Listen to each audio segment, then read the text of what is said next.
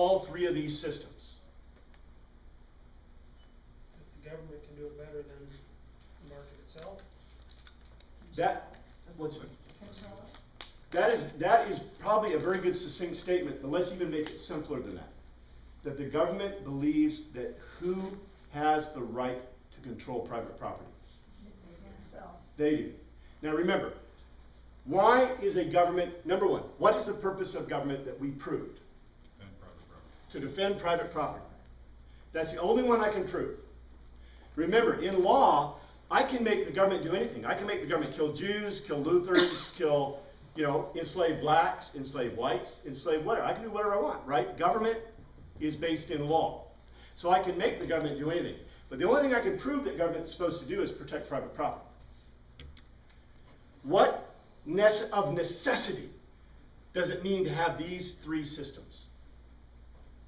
Even elements of them. Well, it goes against government's purpose. It goes against the purpose of government. That's the ultimate problem. Is that your? I don't think it's a camera. It's not the camera. Is it? Oh, that's the nursery. The nursery, sorry. Oh, that's all right. We're not used to this. We're not used to it. We're out of practice. We're getting a signal.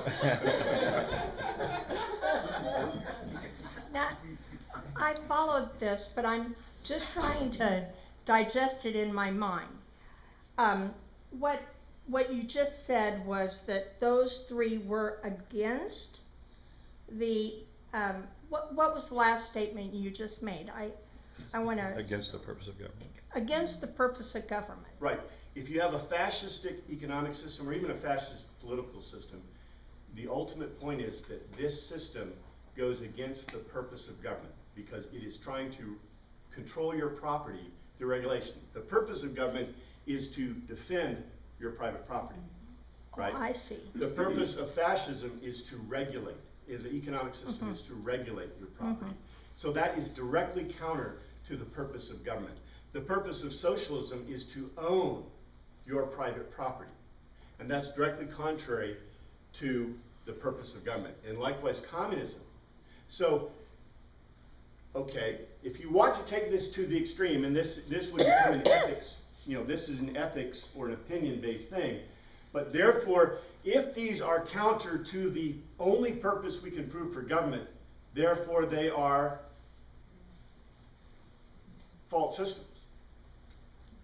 They can't be governmental systems. They can be economic systems, which is what I posed from the beginning, that these are economic systems and not political systems, which most people will agree with. Although we are confused continually. For example, we are confused because we call our country a democracy. Are we a democracy? No, not supposed to. We are a representative republic. Matter of fact, the word democracy is not used in the Constitution or the Bill of Rights or any of the founding documents. We are not a democracy, we are a representative republic. But yet, it's become de rigueur to misuse those terms. Do we even know what it is? Anyway, so, I've got, oh, yes, sir. When you say to defend private property, do you mean defend against outsiders? Yes. Or what happens if you defend to protect private property from insiders? Well, you have to be able to. Matter of fact, you have to do that too. We have a beautiful system set up in our country. The states, basically, have police and firemen, and that's, police and firemen were initially the first parts of our country, because what are the purpose of police and firemen? To protect your private property, your life, your liberty, and your private property. The firemen put out the fires, which is going to, consume your property. The policemen protect your property. Under the Constitution, by the way, the Constitution does not include the FBI, the CIA, the ATF, the NB, whatever. There's like 40 agencies in the government that carry weapons, but only 2 of them are legitimate. What are the 2 that are allowed under the Constitution? I gave them to you on the paper. The military, the Army and the Navy. By the way, the Marines are under the Navy, the Air Force came out of the Army, but we'll let them, I guess. But the big deal is that under the Constitution, the government, what is the purpose of the federal government? To protect the private property from foreign invaders. Foreign invaders. There's not supposed, well, I was gonna talk about it next week, but I guess I'll mention it. Yeah, go Where I'm ahead. having trouble is understanding that one of the tools that government uses to protect persons as well as physical facilities is through regulations. For example, they will not permit a combustible type property next to my home, which helps protect me. And there's all kinds of examples like that. I'm having trouble understanding, is that wrong to do those regulations? Is that outside their scope of what they're supposed to do? What we're talking about are two things, but number one, okay, this is a great question. Number one, does the Constitution of the United States allow regulation? No. Yeah. I think so. Yeah, Or yeah, we've got, some regulation. Congress is allowed to take all steps necessary and proper for its enumerated powers. Yeah, but they shouldn't be regulating your private property. All right, well, let's discuss this a little bit. What are the two avenues under law for you to redress grievances under the Constitution? There are only two. You can petition your government. Not really. The two ways that you can redress grievances are number one, tort, and Contract. criminal law. Okay. Criminal law and tort. So, criminal law and tort. So, for example, if someone causes harm to me, and it's intentional harm, I therefore go what? To the police. To the police, criminal law. If someone causes me harm and it's unintentional, that's tort, basically. And I'm simplifying this a lot, but that's basically tort. What is regulation? And does the Constitution allow regulation? What is regulation? Control. Control of private property. Market interference. Market interference, control of private property. It is the attempt by government to control what you can do with your private property. Now, whether that is good or not becomes what kind of discussion next? It's an ethical discussion of opinions. Because you might say, I could give examples of how regulations have been horrible. How many regulations prevented the salmonella poisoning of all those kids with peanut butter? I mean, we could regulate peanut butter until it costs $100 a can. But would you ever get rid of all the salmonella problems? No. Never. As a matter of fact, they're prosecuting those people based in tort and civil criminal law because it was intentional, and they may have caused some unintentional harm too. The point is that you have redress for grievances under the Constitution. That is criminal law and tort. And by the way, that is how it's set up. Where does regulation come from? An attempt by the government to control private property. Now, that's not an opinion. That's an absolute fact. And of course, Joe doesn't like my example, my spa example. It's my favorite example of how the government regulate, and that is, an ethical question is, an legitimate ethical question is that okay? And I can't answer that question for you. All I can tell you is this, that regulation is the way the government controls private property. And that is by definition what kind of economic system? Fascism. Fascism. That's a fascist economic system. Because markets will self-regulate in given government. Markets, matter of fact, and I agree. In fact, the words you use are perfect because that's the words that we tend to use as they self-regulate. Do they self-regulate? Not entirely, not to the extent there's externalities that are considered by a market. So, and that's one of the bases for regulation. Well, actually, that's also a basis for a tort. I would disagree with that 100%. I would disagree with that 1,000%. If, what my point was, isn't that they self-regulate, is that they naturally seek a free, Like equilibrium, when we talk economics. Equilibrium, yes, yes. Equilibrium. Simple idea with my fourth grader saying, the whole deal about supply demand, and you got equilibrium, and the market will set its equilibrium point where they cross on the spreadsheet, Precisely, that's the word I was looking for. The markets will always seek equilibrium. Now, are they self-regulating? I would argue they're self-regulating. Mary, let me give you an example. Go ahead, you're so right. Well, I was just gonna answer his question about, the regulation keeping a factory, someone putting a factory right up next to a housing area. Well, as the city naturally grows, there are tons of examples where processing plants used to be right down in the city. The city grew up around them, it became economically unfeasible to run a company right in the middle of the city. So eventually they moved themselves outside the city because it was cheaper and easier to operate. So that's an example of how industry will self-regulate under a free market. Yeah, you know, really, we wouldn't say that's regulation per se, although I don't see, the part of the problem is that we use the same term. It's kind of like in Greek. We use the term love in English, right? And there's like 8 to 10 words in Greek that mean love, and each one have a different meaning. Regulation we've already touched on what? If you looked in the dictionary, there's probably, 50 different meanings for regulation and the types of regulation. When you say self-regulating, that's really equilibrium. When you say, self-regulating of the thing, that's just an expression of business interest, And for example, let me give you an example, not opinion-based. You see, the thing is that we become opinion-based, we say, should you regulate? That's an opinion-based question. I'm not going to argue either way. I want to just simply give you the facts. Regulation is the control of private property. If you believe that is not a purpose of government, to control private property, the purpose of government is to defend private property, period. That's provable. I can prove that. I can't prove anything else. Now, let's look at, for example, the idea of a business. In the market, does any business want to intentionally harm their customers? Of course not. If you harm your customers, if you kill them, they'll never buy your product again, right? If you harm them, they're not coming back. If you get a bad meal at a restaurant, are you going back? If you get salmonella poisoning and puke your guts out all night, are you coming back? No way.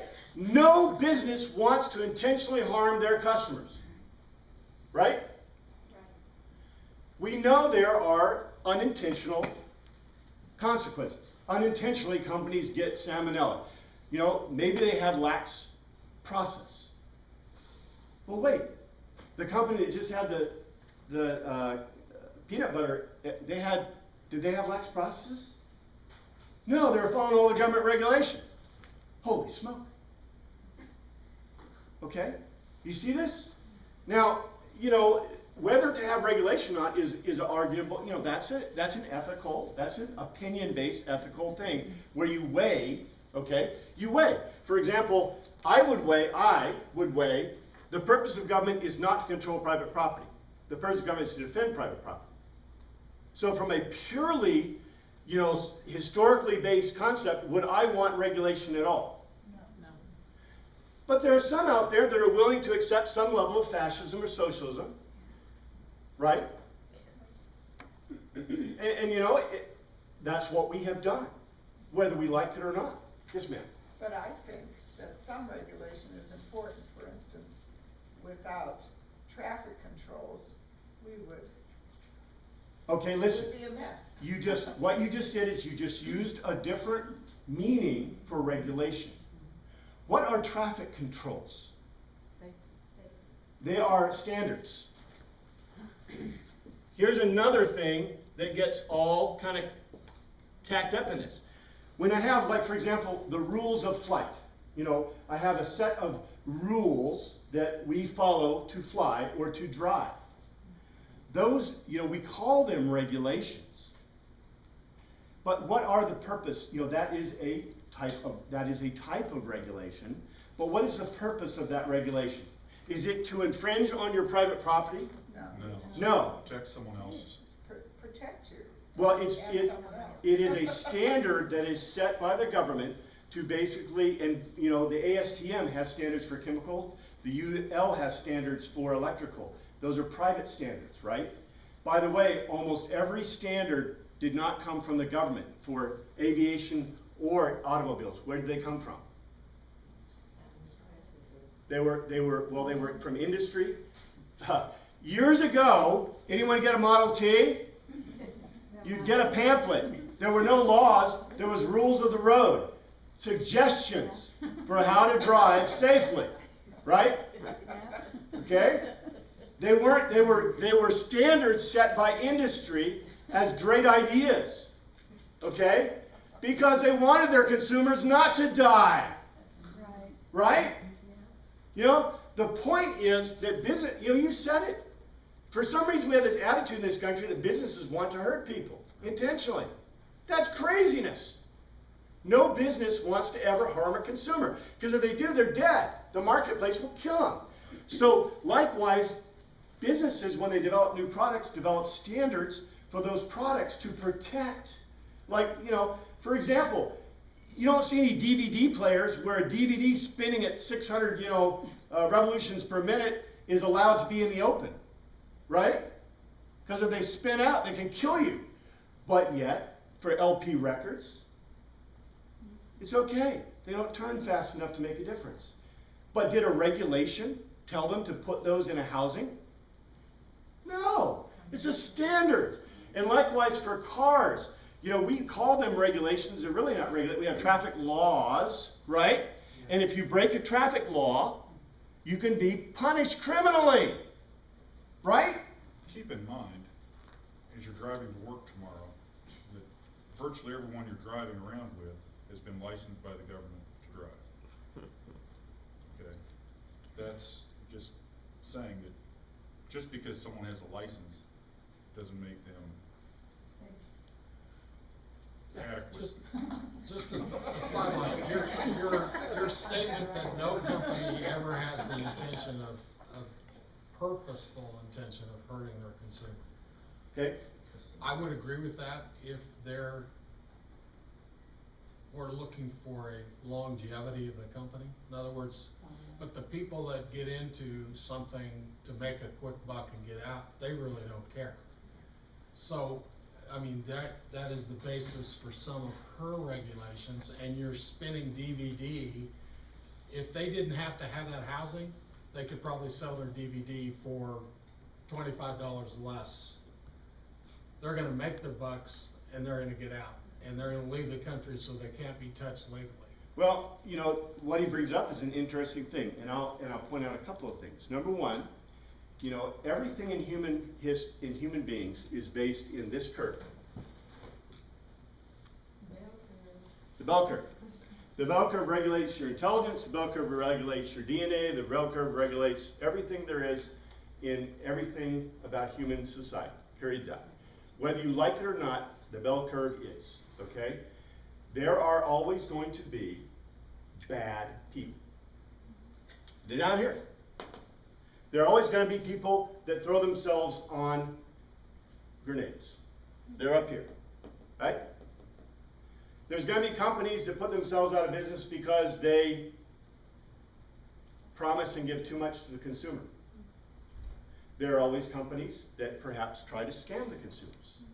But that doesn't negate from the fact that there are really no companies. If, you know, you said if a company wants to get in and get out fast, that wouldn't apply to DVD companies, because guess how much infrastructure I have to put into a DVD building company. Let's say, do we have an example that might be something that's a real cheap? Well, Head On, right? Head On. Oh, yeah. It makes no promises. It makes no promises. You're not sure it's going to work. They have commercials all over the place. Maybe you bought some. I'm not sure what it does. Okay? Is that the thing you roll on your head that's supposed to take away your headache? Yeah. Well, it doesn't take away anything. It has no promises. They just say Head On. But let's put it this way. Does Head On want to have any consumer injuries or death from their product? Even if they're a fly-by-night and they sell $1 million of product.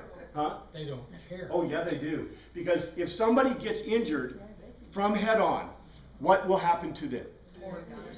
I will sue the you-know-what off of them. And by the way, I can't sue them because they made no promises, right? But there's an implied consent in the development of the sale of every product. What's the implied consent? No harm. Do you remember this? The harm matrix. If it causes harm, even in our culture, you know, we've gotten to a point where if it causes me distress, it made me feel bad. You know, I put the head on and it made me feel bad, right? I put the tiger balm on and it burned. Well, it says it's supposed to burn, you know, you idiot. The thing is that even when we take the case of a company that's obviously trying to be in and out, you know, of the market, do they really want to harm anybody? No, because the tort liability is going to kill them. So all those millions of profits you made, you're toast. You have to give them back. They're hoping you're too stupid to figure it out and you just buy the product and then. Well, what you do is in head-on, you put alcohol or you put something that's absolutely, you know, something that no human being could ever get, you know, a reactive reaction to, right?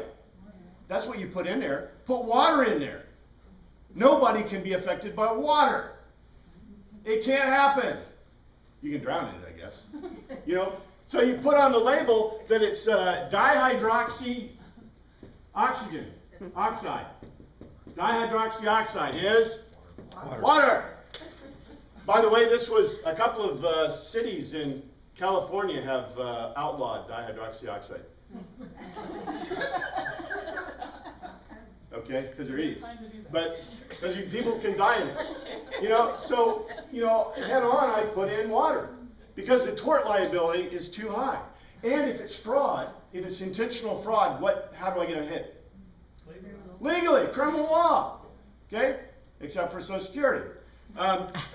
So, my point is simply this. You know, when we look at these things, you know, we need to look at them in terms of the definitions.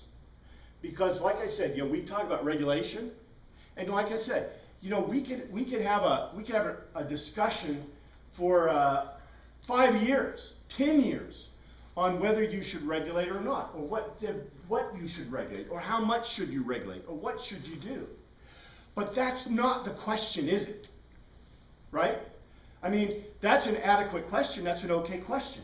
But where does that fall in our matrix here?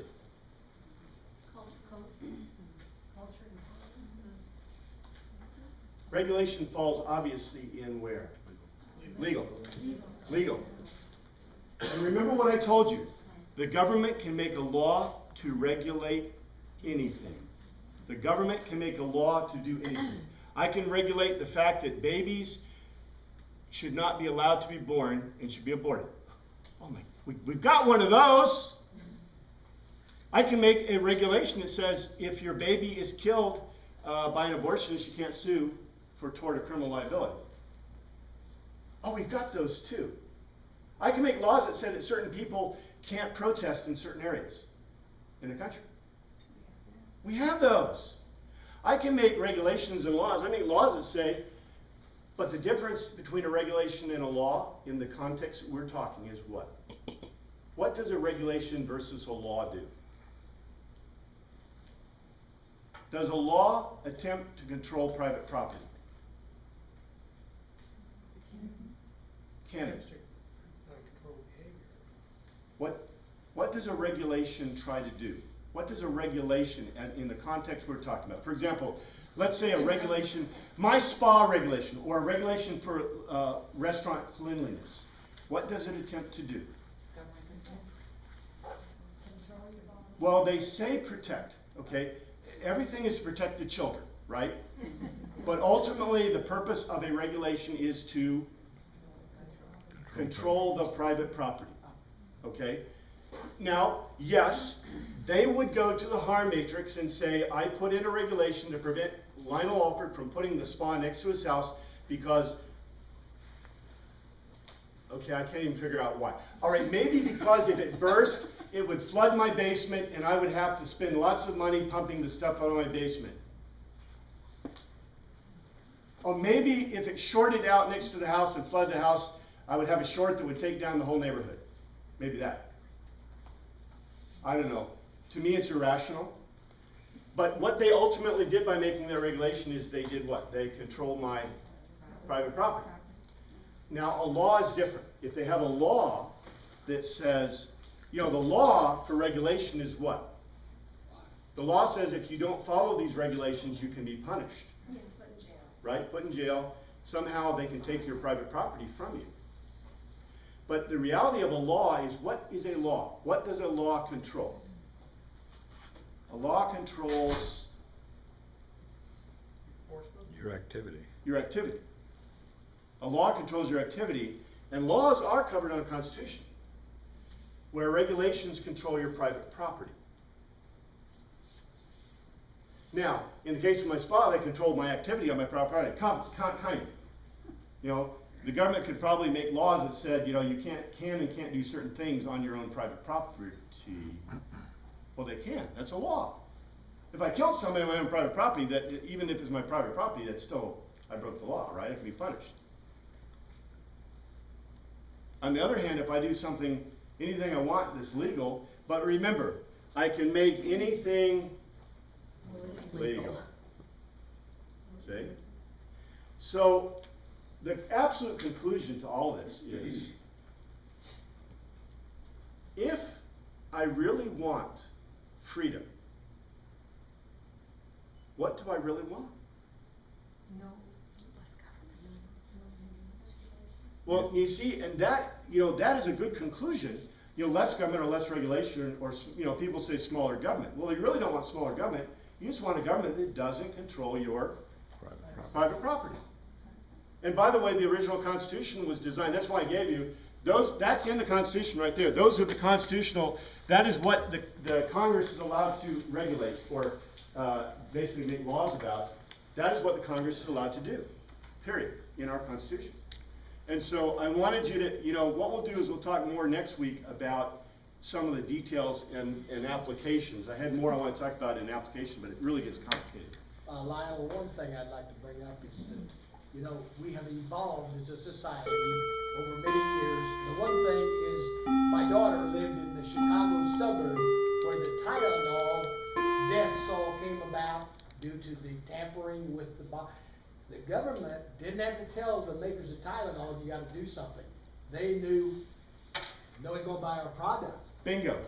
Nobody's gonna buy our product. So we gotta put a seal, and then comes regulation. So, you know, somewhat a vicious cycle, I guess you could say, but don't harm my Tylenol bottle, cause it'll kill me. And I think that's an excellent example.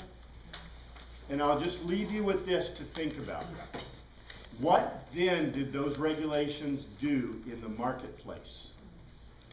The cars had to go up because it increased the packaging or increased the price of anything else you purchase. They did that, but they also cut out any low-cost players coming into the marketplace that chose not to seal their product or to seal it in a way that the government didn't approve of, so that they could undercut Tylenol and sell their product to people that couldn't afford the new packaged Tylenol, right? Yeah. So what the government did with their regulation, and guess who wanted that regulation? Tylenol. The Tylenol manufacturers, to prevent other companies from interfering in the marketplace. As John Locke writes, it is incumbent on, you know, that's one of the things that businesses want to do, is they want to allow government regulation to prevent others from competing with them. Thank you, Father, for your word. We pray you just continue to look after us this week. In your name we pray, amen.